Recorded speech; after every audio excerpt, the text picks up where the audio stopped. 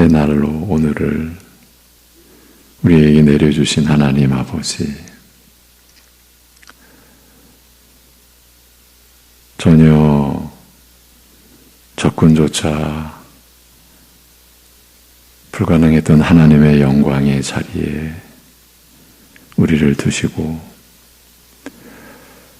썩을 우리의 이름이 아니라 온전하신 하나님의 이름과 하나님의 나라와 하나님의 뜻을 구하며 살게 하여 주신 하나님의 우리를 향하신 그 거룩한 뜻을 온 땅의 주의 백성들이 오늘도 마음에 새기며, 그리하여 우리가 바라보는 이 세상을 향하거나 위하거나가 아니라 오직 하나님께 향하는 우리의 삶을 이루어 주옵시고 지켜 주옵시고, 신이 오늘도 우리를 이끌어 주셔서 우리가 참으로 하나님의 자녀로 또 세워져 가는 오늘이 되게, 다른 목적이 아니라 하나님의 뜻이 우리 안에서 이루어지는 하루를 살아갈 수 있게 하여 주시옵소서.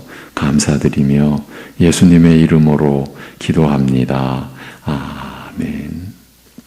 고린도전서 1장 10절에서 17절입니다.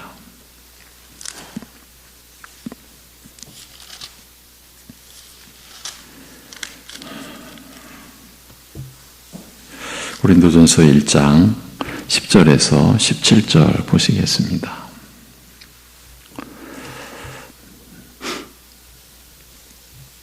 다 같이, 형제들아, 내가 우리 주 예수 그리스도의 이름으로 너희를 권하노니 모두가 같은 말을 하고 너희 가운데 분쟁이 없이 같은 마음과 같은 뜻으로 온전히 합하라. 내 형제들아, 글로에의 집편으로 너희에 대한 말이 내게 들리니 곧 너희 가운데 분쟁이 있다는 것이라. 내가 이것을 말하거니와 너희가 각각 이르되 나는 바울에게, 나는 아볼로에게, 나는 게바에게, 나는 그리스도에게 속한 자라 한다는 것이니, 그리스도께서 어찌 나뉘었느냐? 바울이 너희를 위하여 십자가에 못 박혔으며 바울의 이름으로 너희가 세례를 받았느냐? 나는 그리스보와 가이오 외에는 너희 중 아무에게도 내가 세례를 베풀지 아니한 것을 감사하노니, 이는 아무도 나의 이름으로 세례를 받았다 말하지 못하게 하려 함이라. 내가 또한 스데바나 집 사람에게 세례를 베풀었고 그 외에는 다른 누구에게 세례를 베풀었는지 알지 못하노라. 그리스도께서 나를 보내심은 세례를 베풀게 하려 하심이 아니요 오직 복음을 전하게 하려 하심이로되, 말의 지혜로 하지 아니함은 그리스도의 십자가가 헛되지 않게 하려 함이라. 아멘. 신자된 우리의 믿음과 행함의 그 시작과 뿌리와 토대에 그리스도와 그의 은혜가 자리 잡고 있다는 이 내용을 고린도전서를 통해서 확인하고 있는 중입니다. 그런데 사실 고린도 교회 안에는 그리스도가 아닌 다른 근거를 붙잡고 있는 이들이 있었습니다. 사람이 믿음과 행함의 근거가 되는 것 같은 일이 벌어진 것입니다. 그래서 바울 사도가 이 문제의 본질을 파헤쳐가는 내용으로 고린도전서가 시작되는데, 바로 그 내용들이 교회의 본질에 관한 결정적인 가르침들이 된 것입니다. 사도는 고린도 교회의 문제를 근원적인 관점에서 드러내면서 역으로 그리스도만이 우리의 믿음의 뿌리와 토대와 근거가 되심을 드러내고 있습니다. 우리도 바로 이 점을 붙잡자는 것입니다. 왜냐하면 이 무서운 문제에서 우리가 결코 자유롭지 못하기 때문입니다. 어쩌면 우리의 상황이 고린도 교회의 상황보다 더 심각하다고 볼 수 있기 때문입니다. 고린도 교회에 일어난 일이 무엇입니까? 12절에서 내가 이것을 말하거니와 너희가 각각 이르되 나는 바울에게, 나는 아볼로에게, 나는 게바에게, 나는 그리스도에게 속한 자라 한다는 것이니, 바로 이것입니다. 나는 바울에게라는 말은 나는 바울의 것이라. 예. 그러니까 바울의 소유라. 이렇게도 볼 수 있습니다. 그 바울에게 속한 자라는 뜻입니다. 혹은 나는 아볼로의 것이라고 합니다. 이는 곧 나는 아볼로에게 속한 자라고 한다는 것인데 이것은 자신을 아볼로에게 내주었다. 아볼로에게 내어 맡겼다. 그 뜻입니다. 오직 그리스도만을 바라보고 그리스도에게 나아가서 그리스도만을 따라야 하는데 그 그리스도의 자리에 사람을 세운 것이니 이 얼마나 큰 일이고 얼마나 두려운 일입니까? 바로 이어서 사도는 문제의 핵심으로 우리를 인도해 갑니다. 그리스도께서 어찌 아니었느냐? 바울이 너희를 위하여 십자가에 못 박혔으며 바울의 이름으로 너희가 세례를 받았느냐라고 합니다. 나는 바울에게, 나는 아볼로에게, 나는 게바에게, 나는 그리스도에게 속한 자라 한다고 하는 상황을 놓고서 그리스도께서 어찌 아니었느냐고 묻고 있습니다. 그러니까 사람을 쫓는 형태가 단순하게 자신이 좋게 여기는 지도자를 따르는 것으로 끝나는 것이 아니라 그 정도의 사안이 아니라 그리스도를 나뉘게 하는 결과를 낳는 일이라는 것입니다. 이 교회의 어떤 분쟁이나 분열이 그리스도를 나뉘게 하는 결과를 낳는다. 본질은 그것이다. 이것을 우리에게 일깨워 준 것이죠. 그래서 여기서 바울 사도의 교회에 대한 인식이 여실히 드러났습니다. 그는 교회와 그리스도를 일치시키고 있습니다. 교회가 분열된 상태를 놓고서 그리스도께서 어찌 나뉘었느냐고 묻고 있지 않습니까? 그런데 교회 안에서 나는 사람인 누구에게 속해 있다는 일이 어떻게 일어날 수 있겠습니까? 그렇지만 고린도 교회 안에 이런 일이 발생했고 바울도 이 문제에서 비켜갈 수 없었습니다. 나는 바울에게라. 곧 나는 바울에게 속한 자라고 하는 이들 때문입니다. 세상의 일반적인 관점에서 생각해 보면 자기는 원하지 않았다고 해도 교인들이 자신을 따른다고 그것도 나는 당신에게 속한 자라고까지 나오면 그 대상이 되는 지도자들 그 중에 하나 바울로서는 일단은 썩 괜찮게 아주 기분 좋은 일로 여길 수도 있지 않을까. 일반적인 관점에서는 그런 생각을 할 수도 있습니다. 그런데 바울의 하는 말이나 그 안에서 느껴지는 어조를 보면 바울의 반응이 심상치 않다는 것을 우리가 충분히 짐작할 수 있지 않습니까? 그가 이 사태를 얼마나 중대하게 보는지를 우리는 충분히 알 수 있습니다. 그는 바울이 너희를 위하여 십자가에 못 박혔으며 바울의 이름으로 너희가 세례를 받았느냐라고 하고 있습니다. 그리스도께서 어찌 나뉘었느냐고 하고서 바울이 너희를 위하여 십자가에 못 박혔느냐고 한 것은 그리스도가 나뉘어서 바울 자신도 그 나뉜 한 부분이 된 것이라고 하면 그렇다면 바울이 너희를 위하여 십자가에 못 박혔겠느냐라고 이렇게 묻고 있는 것이죠. 한마디로 바울 자신이 그리스도의 한 부분이 되어 성도들을 자신에게로 이끌 수 없다. 자신을 따르게 할 수 없다. 자신에게 속한 자로 만들 수 없다는 것이죠. 자신에게 속한 자들로. 예. 왜입니까? 자신은 그들을 위하여 십자가에 못 박힐 수 없으니까요. 그 일은 오직 그리스도만이 하실 수 있는 일이니까요. 그러니까 바울 사도는 자신이 그리스도가 될 수 없다는 바로 이 말을 하고 있는 겁니다. 내가 나에게 속했다라고 하는 여러분의 그 믿음의 근거가 되어줄 수 없다. 여러분들의 그 믿음의 시작과 그 뿌리와 토대가 내가 될 수 없다. 내가 되어줄 수 없다. 그걸 밝히고 있는 겁니다.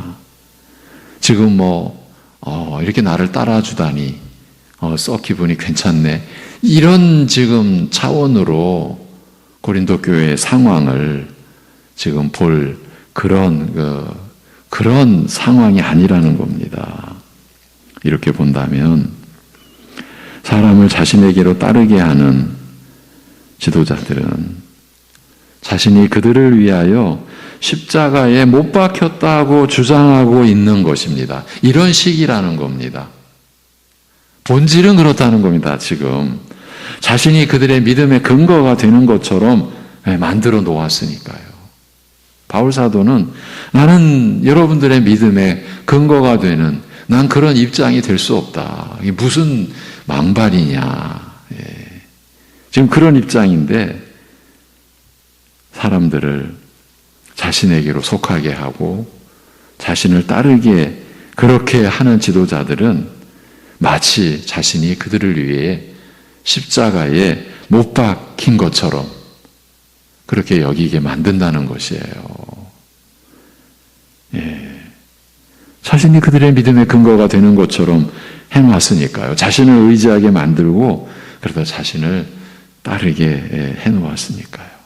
여러분, 이렇게 되면 이 사람, 이 지도자가 검은 것을 희다라고 해도 희구나.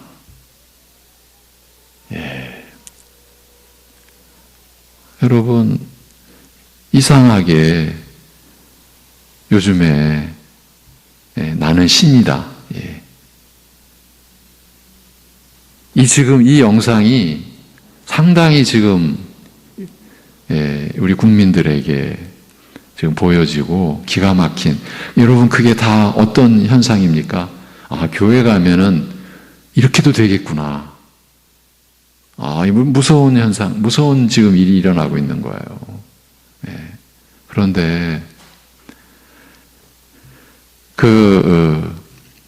당국대의 수학과 한 교수님이 이거를 30년째 파헤쳐 온 거예요. 그 교수님의 아버지가 테러를 당해서 이 얼굴에 이 광대뼈라고 하죠.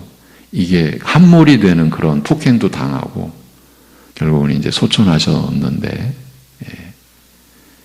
어느 날 가보면은 사무실이 완전히 그냥 폭탄 맞은 것처럼 그 연구실이 그렇게 괴롭힘을 당하고 아내의 직장에 그 관계자들이, 정명석 관계자들이 와서 그렇게 괴롭히고, 이거를 30여 년,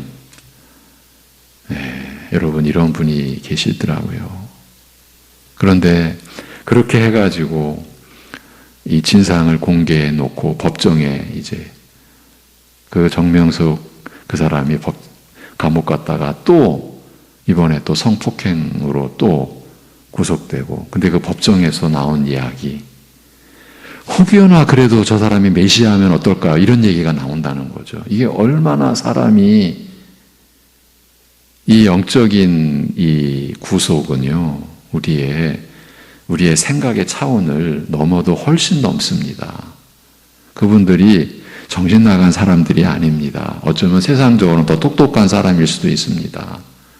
그런 사람들이 그렇게 폭행을 당하면서도 그렇게 자신의 인격과 삶 자체가 그에 의해서 완전히 짓밟혀 놓은 상황에서도 법정 증언을 하면서 두려워서, 그래도 만약 그 사람이 메시아라면 어떻게 해요? 진짜 그리스도라면 어떻게 해요? 이런 얘기가 나올 정도로, 저는 그걸 다 보지 못했고요. 들은 이야기입니다. 그러니까 그렇게 만들어 놓은 거예요.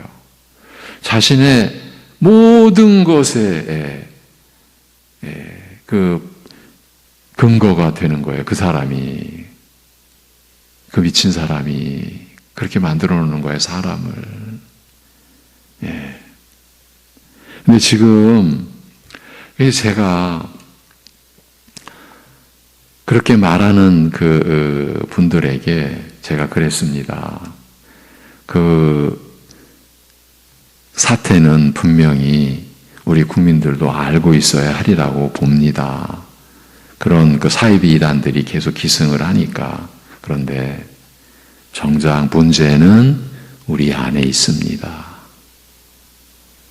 우리 성도들에게 직접적으로 영향을 미치는 것은 사실은 어쩌면 그들보다 교회 안에서 자신을 따르게 만드는 이들이 어쩌면 더 직접적으로 위험 요소입니다. 예, 겪은 분들은 제가 드리는 이 말씀이 무슨 뜻인지 아실 것입니다. 예.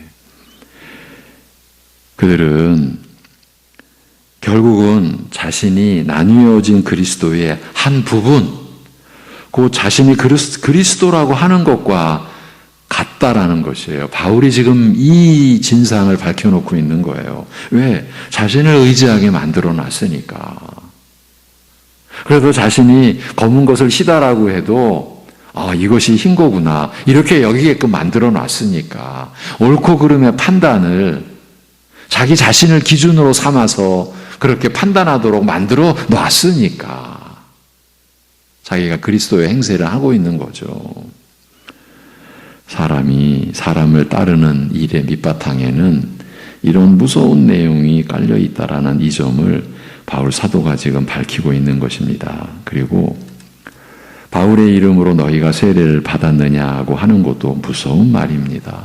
우리는 성부, 성자, 성령의 이름으로 세례를 받습니다. 그런데 바울의 이름으로 세례를 받는다고 한다면 바울이 성부, 성자, 성령 하나님과 동격이 된다는 그런 뜻이지 않습니까? 이렇게 사도 바울은 성도들로 하여금 자신을 따르게 하는 지도자가 있다면 그는 자신의 이름으로 세례를 받게 하는 일을 벌이고 있다고 증언하고 있는 것입니다. 예. 그는 자신의 이름을 성부, 성자, 성령의 이름과 동격으로 높이고 있다는 말입니다. 예. 여러분, 세례를 받는데 그 사람의 이름으로 세례를 받는다. 생각해 보십시오. 예. 실제로 그 무리들은 그 교주의 이름으로 기도하고요. 그 교주의 이름으로 세례를 받고요. 이게 현실입니다. 그런데 교회 안에서, 일반 교회 안에서 그런 일이 일어난다면 여러분 얼마나 두려운 일입니까? 이렇게 바울 사도는 사람이 사람을 따르게 하는 일의 진상이 어떻다는 것을 밝혀 놓았습니다. 교회 안에서 사람이 사람을 따르는 일이 이렇게 중대한 불법을 행하는 것임을 드러내 준 것입니다. 바울 사도가 로마서 6장을 통해서 한 사람이 그리스도를 믿는 일의 진상, 곧 영적 실상이 어떻다는 것을 밝혀 놓았지 않았습니까? 그리스도와 함께 죄에 대하여 죽었고 그리고 그리하여 율법 아래에서 은혜 아래에 있게 되었고 이제 의에게 종이 되었다고 말입니다. 우리 믿는 자들은 하나님 말씀인 성경을 평생 보고 듣고 읽으면서 그리스도 안에서 우리에게 주어진 이 진리와 은혜를 알아가고 또 더 깊이 알아가는 것입니다. 이 일생의 과정에서 성령께서 그 말씀을 우리 안에 풀어주시고 우리로 알고 믿음으로 받게 하시며 그 말씀을 따름으로써 거룩함에 이르는 열매를 맺게 하시는 것입니다. 이렇게 보면 마귀의 세력은 그리스도 안에서 우리가 받아 누리게 되어 있는 충만한 진리와 은혜를 어떻게든 가리고 그 은혜를 누리지 못하게 하는 것이 그들 사역의 목표가 아닐까 싶기도 합니다. 그 목적으로 교회 안에서까지 하나님의 말씀이 선명하게 드러나지 못하게 하는 것 아닐까 싶은 겁니다. 예를 들면 로마서를 통해서 그리스도를 믿는 은혜의 실상이 드러나게 되는 것을 회방한다거나 고린도전서를 통해서 사람이 사람에게 속하는 일에 있어서 그 두려운 영적 실상이 드러나지 않게 교란을 시키거나 하는 식입니다. 현실적으로 충분히 가능성이 있는 사탄의 전략이지 않을까 싶습니다. 그래서 바울 사도가 마귀의 괴계를 능히 대적하기 위하여 하나님의 전신갑주를 입으라고 하면서 우리의 씨름은 혈과 육을 상대하는 것이 아니요 통치자들과 권세들과 이 어둠의 세상 주관자들과 하늘에 있는 악의 영들을 상대함이라고 하지 않았겠습니까? 실제로 교회 안에서 일어나는 모든 부정적인 일, 그 이면에는 사단의 괴계가 역사하고 있다라고 우리는 주의 깊게 그런 인식을 할 수 있고요. 그래서 마치 혈과 육을 상대하는 것 같이 씨름하거나 싸우면은 우리는 마귀의 괴계에 이미 넘어간 것이죠. 우리는 이미 실족한 것이죠. 예. 세상 말로 싸움의 번지수를 지금 잘못 본 거예요. 예. 이제 바울이 너희를 위하여 십자가에 못 박혔으며 바울의 이름으로 너희가 세례를 받았느냐라고 말하고 있는 이 구절을 통해서 바울 사도가 드러내고자 한 중대한 의미를 살필 차례입니다. 바울은 여기서 그리스도께서 십자가에 못 박힌 사실과 그 은혜 안에서 믿는 자들이 세례를 받는 개념을 연결시켜 놓았습니다. 지금 사람이 그리스도의 자리를 차지하게 된 실상을 드러내는 중인데 그 과정에서 그리스도의 십자가 못 박히심과 신자의 세례 받음을 함께 제시하고 있는 것은 이를 통해서 교회 안에서 사람이 사람에게 속하여 그를 따르는 일의 폐해가 얼마나 심각한 것인지를 드러내려는 것입니다. 그러니까 피상적으로 껍데기로 이거 어렵네 이렇게 봐서는 안 된다라는 거죠. 그 껍데기 속에서 일어난 그 일의 진정한 진상, 피해가 일어났다면 그 피해가 얼마나 심각한지를 지금 바울 사도는 인식해 주는 거죠. 본인이 의식하고 안 하고와는 상관없이 교회 안에서 한 사람이 사람인 지도자에게 속하여 내가 그 지도자의 소유가 되었다. 이런 식으로 의식하며 그렇게 믿으며 그를 따르게 되면 그 의지하는 대상인 지도자가 자신을 위하여 십자가에 못 박혔다는 것과 그 지도자의 이름으로 세례를 받는 시기, 세례를 받은 시기 된다라는 것이에요. 지금 바울의 지금 말은 이런 얘기인 거예요. 일단 사람에게 속하게 되면 본인의 의사나 의지와 상관없이 이런 결과를 받을 수밖에 없다라는 것입니다. 바로 이 내막을, 그러니까 벌어진 일의 이 속사정을 바울 사도가 이렇게 들춰내고 있는 것입니다. 예. 이제 사탄은, 마귀는 이런 내막이 교회 안에서 드러나지 못하게 교란시키는 거죠. 계속해서 교회를 불량케 하며 정신을 못 차리게 하는 거죠. 이런 문제에 시선이 모아지지 못하도록. 그 헛된 일, 물론 헛된 일이 아닐 수도 있어요. 그런 일로 인해서 오히려 정작 우리가 신경 써야 될 일을 신경 못 쓰게 만드는 거죠.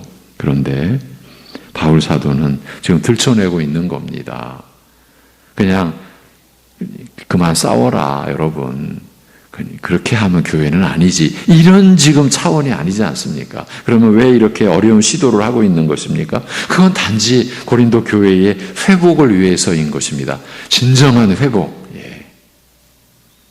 적절한 비유가 될지 모르겠는데 유능한 의사가 온갖 검사를 통해서 환자의 상태를 파악하고 그 환부의 실태를 정확하게 드러내는 것이 치료와 회복에 있어서 기본적으로 절대적으로 중요한 것과 같은 그런 이치입니다. 그러면 본래 그리스도의 십자가의 못 박히심과 세례를 받는 것이 어떻게 연결이 되는 것입니까? 그리스도께서 십자가에 못 박히심은 우리의 죄를 위한 것 아닙니까? 죄 없으신 그리스도께서 우리의 죄를 담당하여 주시기 위하여 죽음에 처하신 것입니다. 죽음에 내어주신 바가 된 것입니다. 그렇게 자신의 죽음으로 우리의 죄값을 치러주신 것입니다. 그리고 다시 살아나셔서 우리의 죄값을 치르신 결과를 이루셨으니 곧 그리스도를 믿는 우리를 의롭다 하신 것입니다. 그런데 이렇게 우리의 죄를 처리하시고 우리를 의롭다 하신 은혜가 우리에게 입혀지는 것이 바로 세례인 것입니다. 그 그리스도께서 성령으로 우리에게 세례를 베푸셨으니 이로써 그리스도를 믿는 우리가 그리스도와 함께 죽고 죄에 대하여 죽고 또한 그리스도와 함께 다시 살게 되어 새 생명을 하나님을 향하여 살게 된 새 생명을 지니게 된 것입니다. 이제 의에 대하여 산 자, 하나님을 향하여 산 자가 된 것입니다. 이것이 바로 세례의 본질이요 이를 성령 세례라 하는 것입니다. 그리스도께서 성령으로 베푸시는 이 세례를 받은 신자가 그리스도를 영접하고 믿고 의지하는 신자가 교회 안에서 물로 세례를 성부와 성자와 성령의 이름으로 세례를 받게 되는 것입니다. 그러니까 그리스도께서 십자가에 못 박히셔서 이루신 죄사함과 새 생명을 주시는 은혜가 우리 각 사람에게 임하고 그 은혜가 입혀지는 실체가 바로 그리스도의 세례인 것입니다. 이렇게도 말씀드릴 수 있습니다.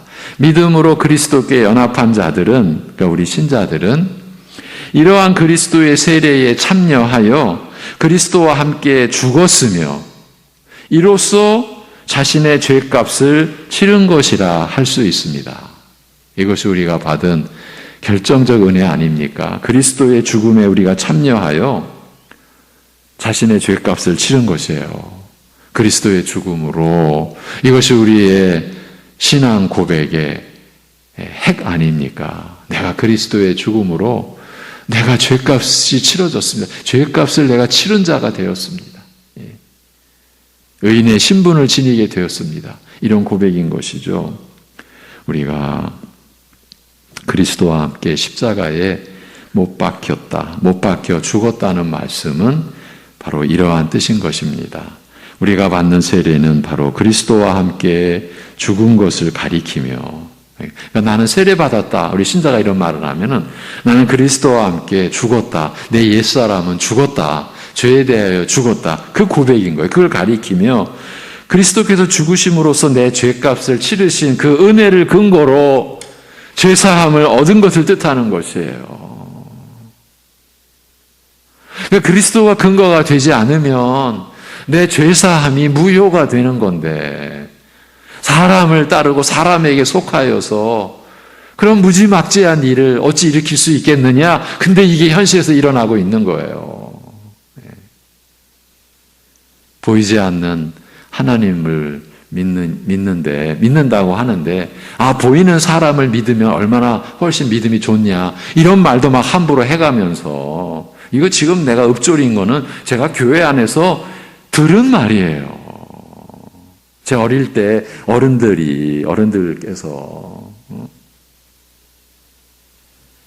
내 죄값을 치르신 근거가 지금 없어져 버리는 거라고요.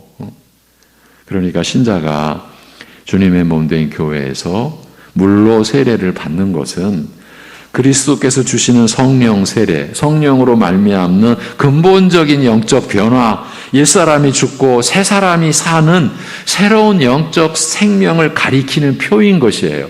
그러한 새로운 영적 생명을 지녔다. 그거를 이제 하나님 앞과 교회 앞에서 예수님께서 명하시고 정하신 그러한 세례 의식을 통해서 물로 세례를 받는 거예요. 그 세례의 근본은 그리스도의 세례인 거죠. 그리스도께서 성령으로 베푸신 세례, 근본적인 성령으로 말미암는 영적 변화, 옛사람이 죽고 새 사람이 살게 되는 새로운 영적 생명을 가리키는 표가 되는 것이죠.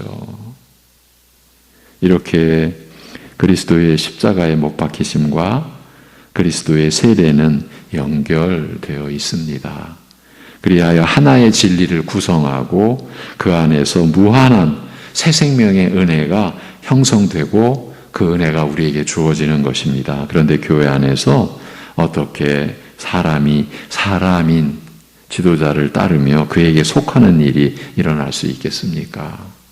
사람이 똑같은 사람인 그 지도자에게 속한다는 것은 그 지도자가 자신을 위하여 십자가에 못 박혔으며 그의 이름으로 세례를 받았다는 것을 가리키는 것이니까 말입니다.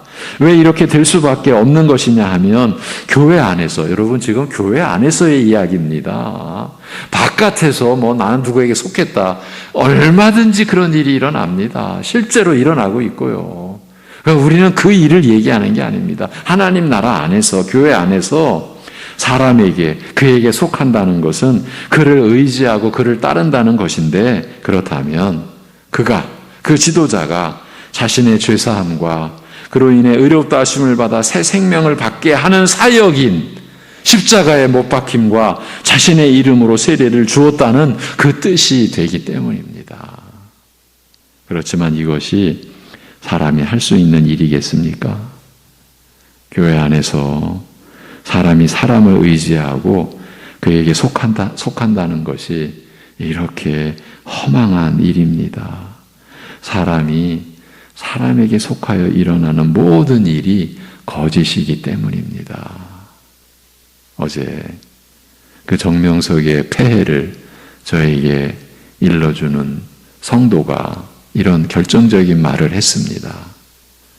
그런 이야기를 하고 있는 주변의 사람들 얘기를 들어보니까 본인도 그런 생각을 하는데 그들의 이야기가 한결같이 교회가 하나님의 말씀을 제대로 가르쳐주지 않았기 때문이 아니냐 이런 말을 하더라고. 그래서 거기에 빠진 사람들이 교회는 안 가르쳐주는 것을 그 지도자가 가르쳐주니까 우리가 빠졌죠. 이런 말을 하더라. 굉장히 일리가 있는 말이죠. 여러분, 사람에게 속하여 일어나는 모든 일은 거짓입니다. 그러니 사람이 사람을 의지하고 사람에게 속한다는 것은 이거는 너무나 허망한 일인 겁니다. 교회 안에서 그런 일이 일어나는 것은. 바울 사도가 그리스도께서 어찌 아니었느냐? 바울이 너희를 위하여 십자가에 못 박혔으며 바울의 이름으로 너희가 세례를 받았느냐는 이 준술로 이러한 어마어마한 내막을 밝혀준 것입니다. 기도하겠습니다.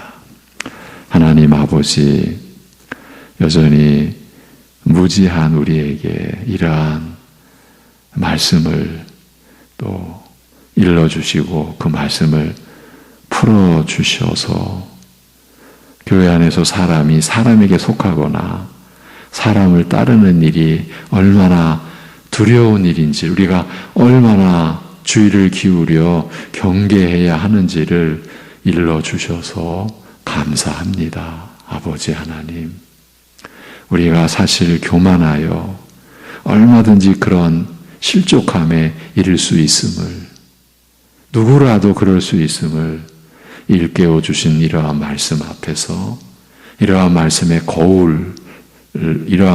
거울 삼고 우리 자신을 정직하게 제대로 비춰볼 수 있게 하여 주시옵소서.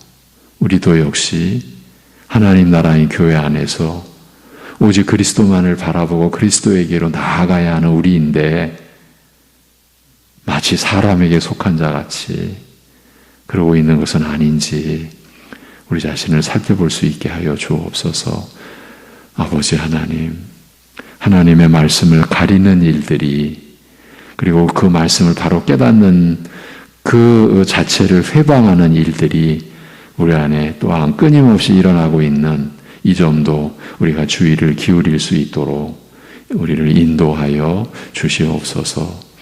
말씀으로 우리를 인도하시는 하나님의 열심과 하나님의 사랑에 우리가 붙들릴 수 있게 하여 주시옵소서. 아버지 하나님, 오늘도 살아가는 이 하루가 고난 자체요, 고통 그 자체요, 쓰라림 그 자체인 우리 이웃, 우리 가족, 우리 지체들이 있습니다. 하나님 아버지, 교회가 그런 아픔을 안고 주님 앞에 나아갑니다. 긍휼히 여기사 그 심령 가운데, 그 가정 가운데 하늘의 위로와 아버지 하나님의 무한하신 사랑으로부터 오는 위로와 또한 우리의 생명의 주인 되신, 우리의 생명의 근원이요 영원한 생명을 이루어 주신 하나님 아버지께 소망을 두는 그러한 믿음의 역사가 일어나게 하여 주시옵소서. 이 모든 것을 주님께 의탁하옵고 맡겨드리옵고 주 예수 그리스도의 이름으로 기도하옵나이다. 아멘.